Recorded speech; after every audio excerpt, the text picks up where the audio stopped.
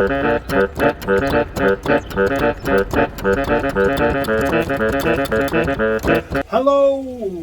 and welcome to the 10th of January, the day where my walk around video happens. So let's get started. Another month passes by from the previous month. It only feels like 30 days since the last one. Well, I'm afraid that's the way it is. I'm going to make the effort today to make this walk around video better than usual. Now that sounds a bit like I don't normally try, but it is based on me just loosely flinging a load of bits together, and that's still all I'm going to be doing.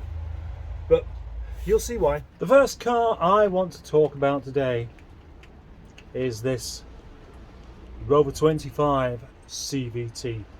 A car that doesn't even belong to me. In fact, it belongs to a man called Boaty. Actually, that's just one Boaty, not three. But it's his car, and he's left it in my rather clean hands to look after and mend and stuff. But this is where it gets a bit awkward, because I have to admit I've not done quite as much with this car as I was hoping to have done. That's true, and I feel bad about it. That poor chap just wants his car back, and all I've got to do is get it MOT'd and do a couple of minor niggles on it, and I just haven't got around to it, which is embarrassing and more than embarrassing. And so I promised myself, don't tell Boaty this, but I promised myself that I will have this car sorted out by next week. I don't mean next Monday. Today's Monday, isn't it? No, today's Tuesday, isn't it? Yeah, I must be getting my days mixed up. But next week, yes, that's the promise. It is just a matter of fitting a brake caliper to the old thing, some pads, and MOTing it. Get a couple of tyres, and the thingy in there, the resistor, the heater resistor, packed up. But that's fine because I've got a spare one, so we'll fit that as well. And besides that, it's all lovely and still smells nice and it's not mouldy anywhere, and it starts on the old button, not that one, but on the button that you used to starting it with. It sounds very good. Off. Right, now it started raining again. Let's go and look at some cars outside.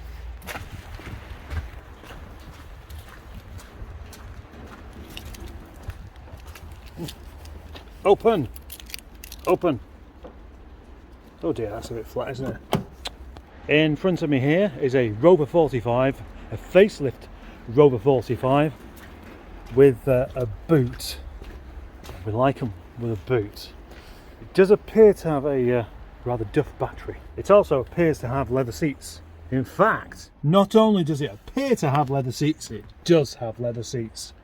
But that's kind of irrelevant because it's not even my car. This belongs to a man called Team Hairy Snid. Oh, what kind of name is that? Why would you call yourself that, David? Oh yeah, he's called David, really. It is a mostly very nice car, except of course that it's a facelift. And with a couple of other issues with it, such as especially this rather stupid gear knob, this rather knobbly gear knob. It looks like it comes out of a Ford Sierra, and from what I remember how a Ford Sierra changes gear, perhaps I misjudged them.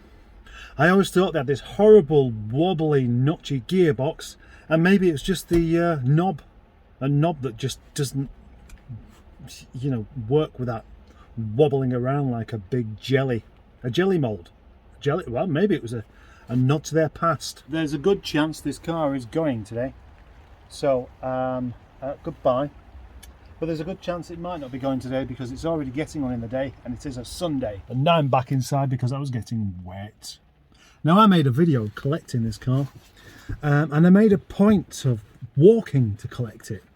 Not to make David feel bad about it, but actually because I thought I'll make a video about that, that'll be funny. And it was. And that's really all there is to it.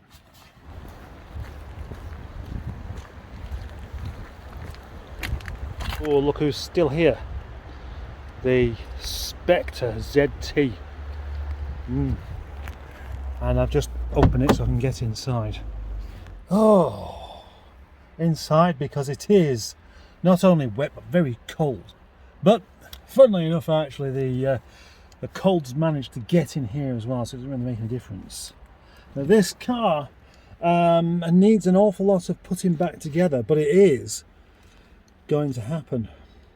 I'm not sure when or by who, or whether I'm going to have any or much involvement in this one or not. It's very damp. It's a bit mouldy. It smells damp as well. And the trouble is, what can we do about it? If it was just dry in this country, I could just leave the windows open or the doors and then it would just dry itself out. But it's not. Leaving those things open will make it probably just as wet as it already is. So that's pointless. In a second, I'm going to nip back inside and get the hairdryer out and unfreeze my digits because it's jolly bitter today. But as you can see, I am in one of my own vehicles, and the longest standing Project Nigel vehicle going. Believe it or not, it is true. You probably think Nigel's the one that's been in the longest, but no, it is indeed this one. I bought Transit Face before I bought Nigel back. So though I had Nigel beforehand, this one was here first, sort of. Yeah, I know that doesn't make any sense, but it doesn't have to do. I'm cold and wet and miserable. So that's why. So, due to some circumstances, there is a possibility I may well just be keeping Transit Face after all. Having battled over a decision about whether I should keep it or not, I decided to sell it. Now I'm deciding that maybe I won't be selling it.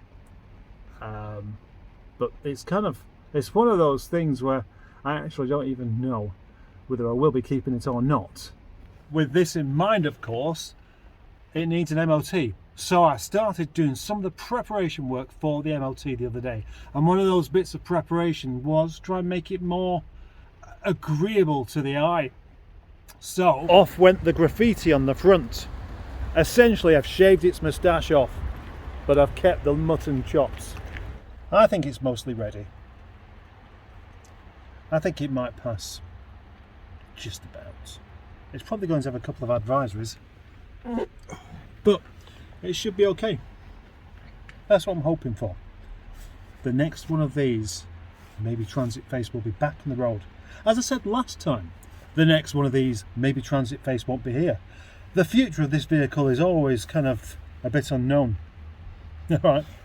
In the last fleet update video, I decided not to even bother looking under the covers of either the SD1 or the 820 because it seems a bit pointless, because obviously you know, unless you wouldn't know. No, that's the whole point of this video. What am I doing this for? Why am I explaining something to you that you don't know? Why am I not explaining something? If you're confused by this, I don't blame you, because I would be. Right, what I'm actually trying to say is that these cars that are undercover are unlikely to have any changes whatsoever. So it's pointless really talking about them. Would you agree with that? I'm sure you would. So that's why I've decided this month to just do the same thing again and not even bother talking about them. Except for this. Well, look, I have just kind of found myself inside the SD1 after all, because that headline used to sag as much as that. Yeah, I think it did actually. Any man should have a soft spot for the SD1, even if they don't particularly like the car. And I do like this car, even though Joey Tempest isn't living in here. I wonder where he is. I wonder how he's doing these days. That's an interesting if pointless question. So, are there any plans for this car? Well, I don't know. It's not my car to mess about with. But what I will do, and how about this, George, who owns the car, I would actually quite like another go at turning that engine over. So I've left it down here for a little while now. Once it starts to get a bit less damp everywhere and I can find the motivation to be sat down on the floor there, let's have another go. It would be nice to see this engine freed up rather than a seized block of mixed metals, wouldn't it? Don't you think? Hey, I'll tell you what else. Although it is a bit mouldy in places in here and a bit musty, it doesn't actually smell bad. So that's quite good. And if I feel the carpet, that's dry. On to the next one. Ari Seacombe, the magnificent Rover 620. Or is it? Yes, it is a 620. Yeah, well, that confusion over its name was not down to what it was as much as what its engine size is. As obviously I know it's a 600, but whether it was a 1.8 or a 2 litre, for some reason I just couldn't remember. And which isn't surprising really, because it's another one of those cars where it's had nothing done, because it needs a fuel pump and it needs a catalytic converter, and I haven't really got the motivation. But I'm sat in this car now, and I have such a soft spot for the 600. I just love the interior. Not as much in this one as I did the old one, where it had the wooden caps on the doors as well. But again, it's obviously not rotten because it doesn't stink or anything. The carpets are all dry, and there's no mould or anything, except for just a tiny little bit on the steering wheel, just there. Is it time, do you think, I started making a plan for this car? Well, it already has one. My plan was to put it up as a project, and if anybody buys it, they buy it. So far they haven't. You never know. Given the next few months' unbelievable progress at Project Nigel, where suddenly the money starts coming in because of the massive revenue made from the videos, I will be able to put the effort in to make this car a car again. I would like that. I would like that quite a lot. I'd even use this one. Yeah, I would. Yeah, of course I would. Nice heavy sounding clunky door as well.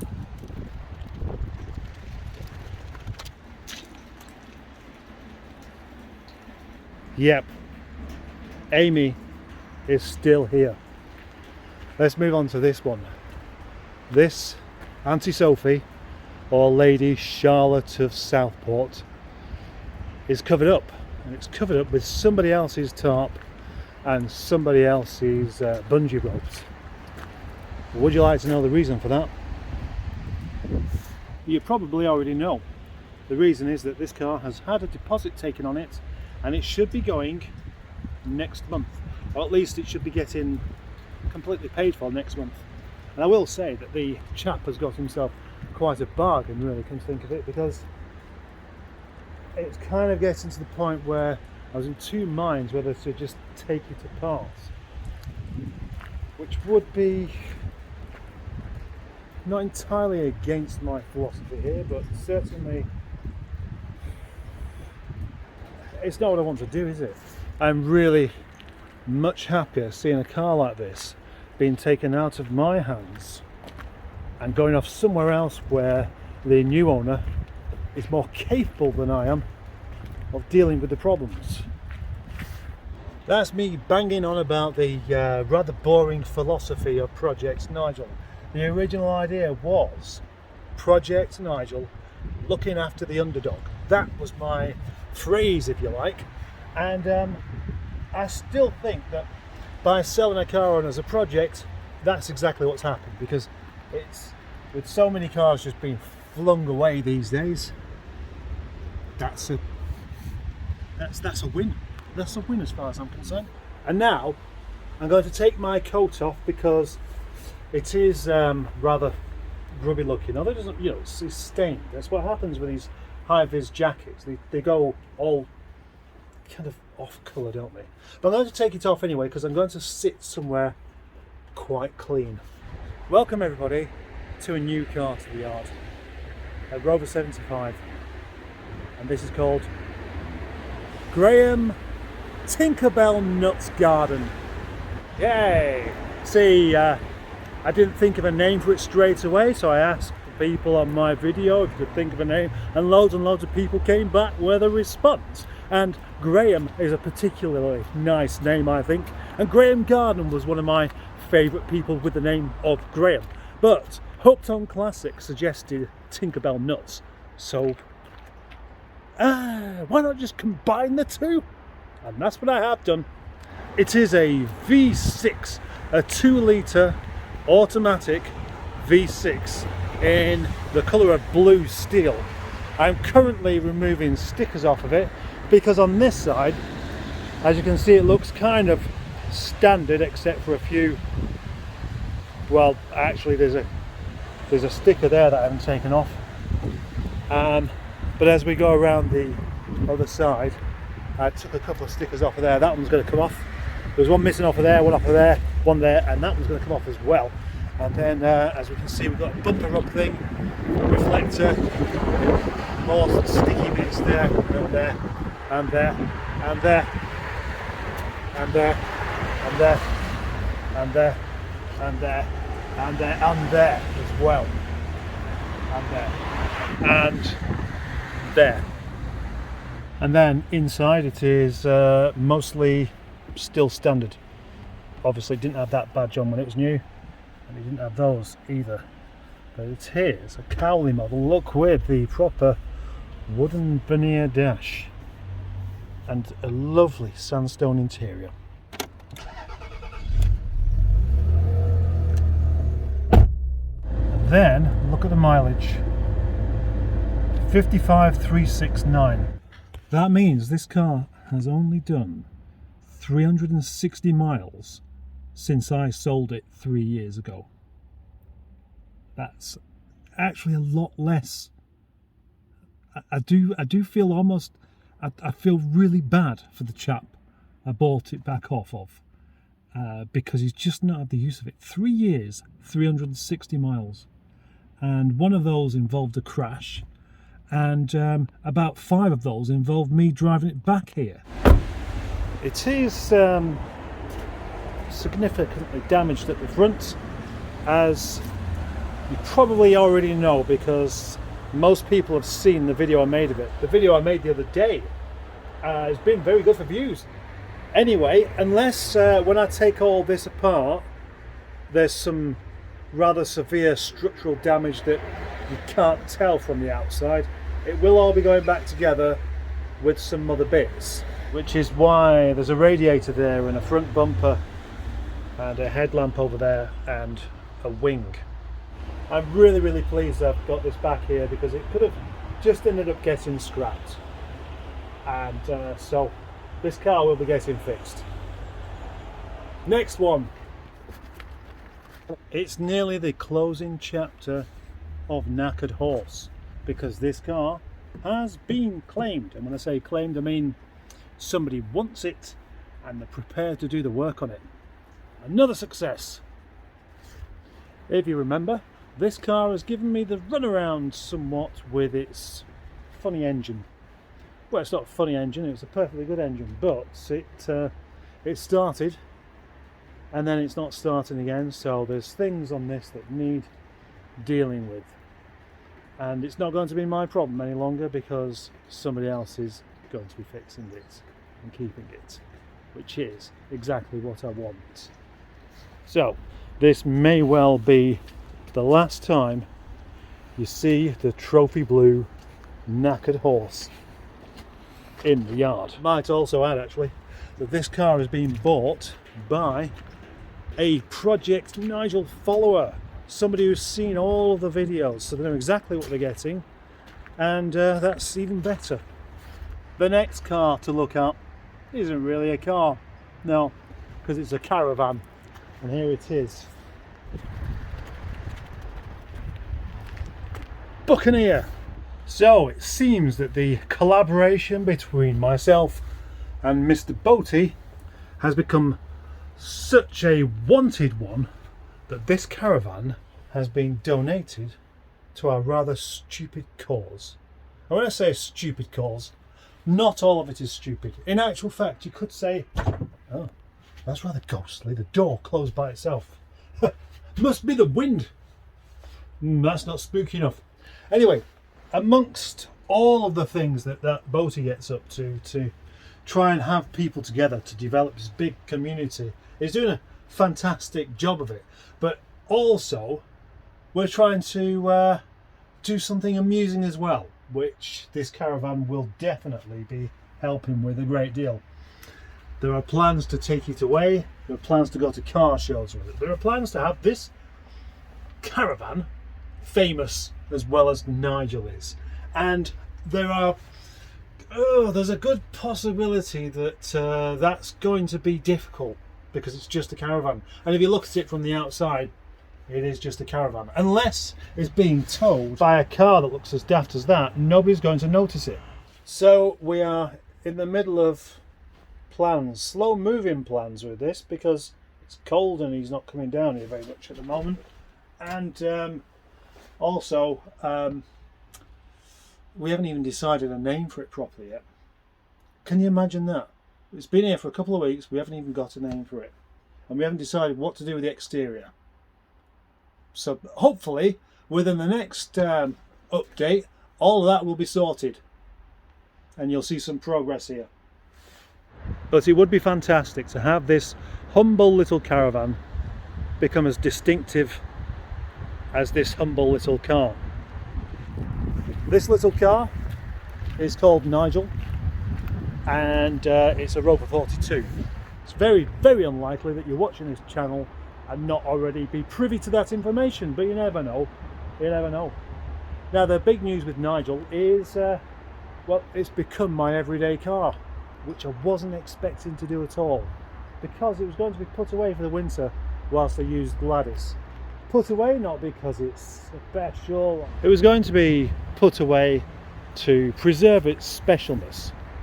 Not the car itself, because, you know, it's perfectly good to withstand a winter or two, or 5, or however many winters we have until cars like this are no longer allowed on the road.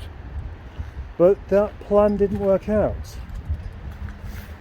No, instead somebody selfishly came along and bought Gladys, which was a surprise because it wasn't even for sale. And as I find from my experience that when I don't really want to sell something, people want to buy it. Hey, no one's been offering to buy this thing, so what's going on there? I've had no plans to sell this one since I've had it back, and that's been over 2 years. Why aren't people asking to buy it? I don't understand. Why aren't you buying it? Eh? What's going on? It's not good enough for you or something. You've seen it's reliable. You've seen it makes me happy. So what's the problem? Eh? I want to know. Indeed, a car has left the yard, which is a good thing because the previous month no cars left the yard. It was a very unproductive month for cars leaving the yard, which was a disappointment. And I think I even mentioned this in the video. Can I get the bag from here, do you reckon? Yeah. So Gladys has gone. Gladys has gone to find its new owner. In fact, it hasn't gone to find its new owner. Its new owner came here, fully equipped to take Gladys away. And when I say fully equipped, I mean with all of the credentials necessary to drive away a car that I didn't have for sale, such as the urge to do it and the money to take it. I could easily make a video out of the cars I would have happily kept but sold, and quite specifically sold them just because I needed the money at the time. It's obviously you can't keep everything, but I was genuinely disappointed to see Gladys go, because the moment I picked that car up, the moment I saw it, I just wanted it. And as many people will have said to Boaty and myself, you're best off buying cars you don't like, cars you don't have a soft spot for. But one of the reasons I do this, and one of the reasons we started doing it together, was because we like the idea of conservation of these particular cars. So, you know, it's still a win, even if it is a lose.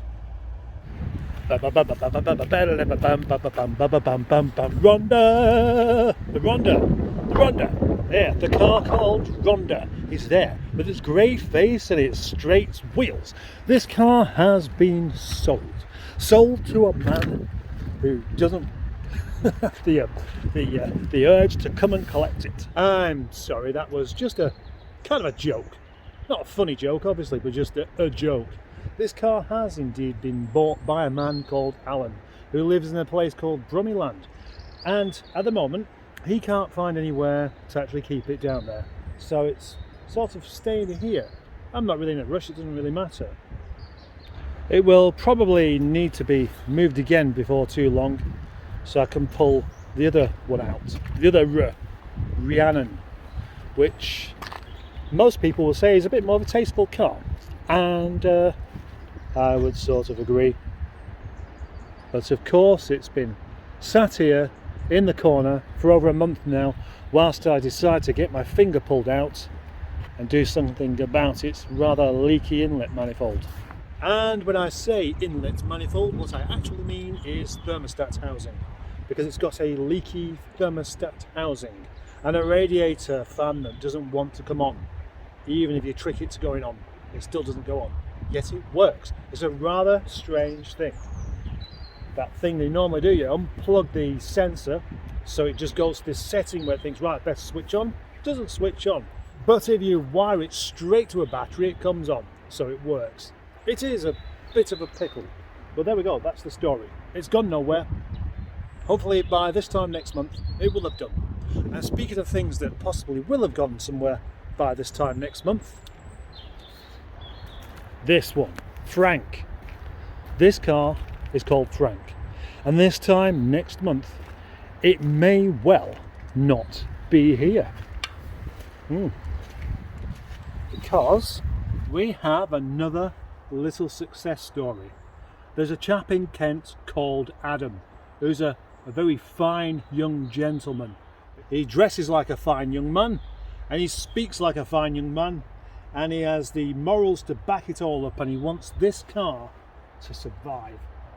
When he came up here last time, as well as shouting at squirrels for stealing biscuits, he had a really good look around this car and decided that he wanted to take it on. And so that's exactly what's happening. Now fitted with some steel wheels, this car will be loaded up with a carpet as well before it goes, because if you remember, the carpet in this car is rotten. Well done, Frank, although you won't be called Frank for much longer. Adam doesn't like the name Frank. I won't tell you why, but he doesn't. And so now it's going to be called Erwin or Segwin or Segway or something like that. I can't quite remember. Now, if I know my wife, and I should do, because I've been married to her for over 10 years, she will be telling me that the beginning of February should start off with us going back to this car, because she likes this car. And look, yeah, of course, I like it. Why wouldn't you like it? It's a lovely car, and we all know this car as Project Alpha, the Rover 45 that I bought over a year back with a suspected head gasket problem that never turned out to be a problem after all. And now, having done 4,000 miles in it, it's still perfectly okay. But one of the reasons why I didn't want to use this car over winter in the first place was because the floor pan on the 45 is vulnerable. They all are. They're vulnerable for corrosion. So if you have the thing driven around in salty road conditions, you're more likely to have a problem becoming a bigger problem that is unwelcome, like most problems are. I don't want this fantastic looking Rover 45 succumbing to the disgraceful saltiness of the roads. But then what I also don't want is this car to be just left standing. Nothing really does cars any good, does it? You know, if you live in Britain, there's basically a choice. Either You leave your car to stand, or you leave it to rot, and it's a shameful thing.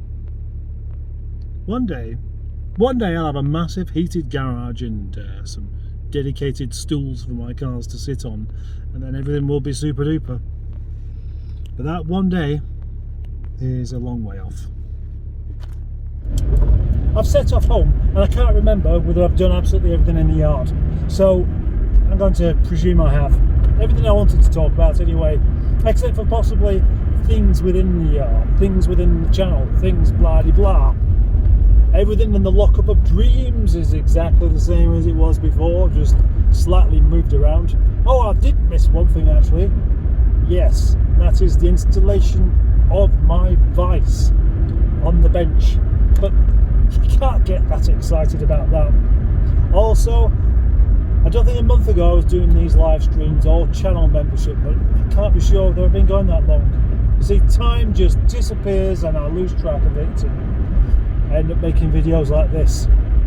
So, until next time, or until tomorrow, or whatever, thank you very much. Thank you for watching, and bye-bye.